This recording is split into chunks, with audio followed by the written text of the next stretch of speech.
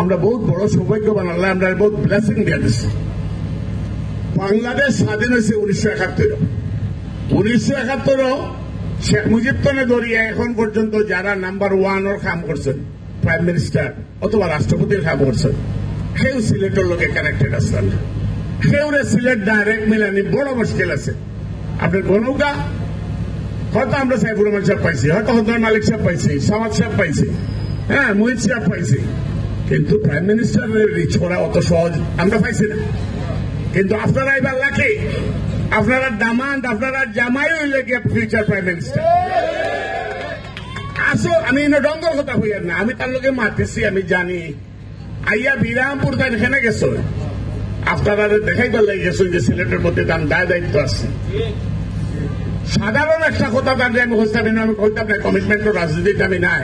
আমার এখন একজনে মিলিয়ে জাকিরও আসলা হইতা, তার কাছে একটা তার মিটিং এর আগে তার কাছে একটা মেসেজ পৌঁছাই দেবার লাগে, ও দাবি লইয়া আমি মেসেজ পৌঁছাইছি।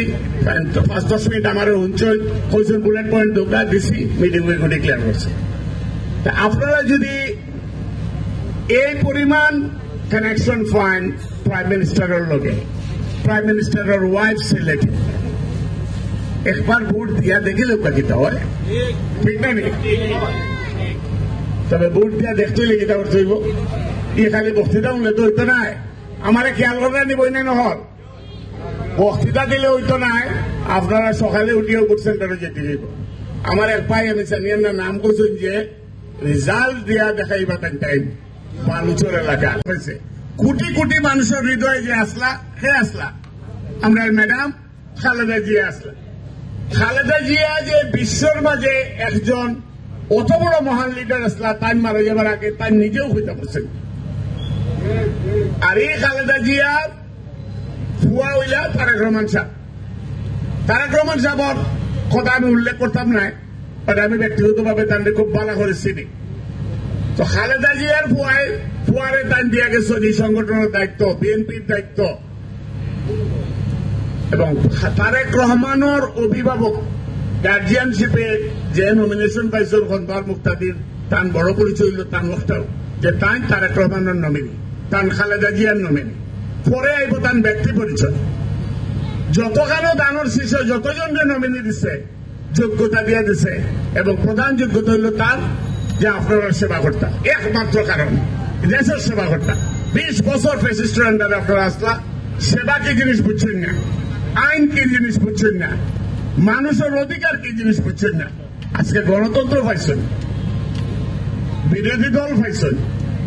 আজকে আমরা যেমন মনে হয় আমরা আছি, জামাত ইসলাম আসেন, বাম দল আসেন, প্রত্যেকেও তাম বক্তব্য বলি আপনার কাছে এটা যে আমরা অক্টা করবো, অক্টা করবো, অক্টা করবো। আপনারা কি দেখে বোকানি এর মাঝে বুদ্ধি শুদ্ধি নাইনি, প্রত্যেকের বুদ্ধি আছে।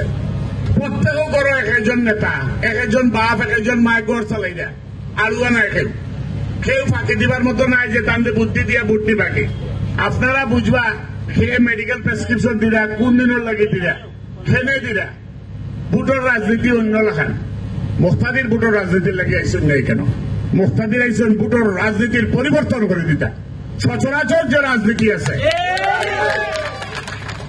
মুক্তাদিরের রাজনীতি ওয়াদার রাজনীতি নাই, মুক্তাদিরের রাজনীতি হল ওয়াদা পূরণের রাজনীতি।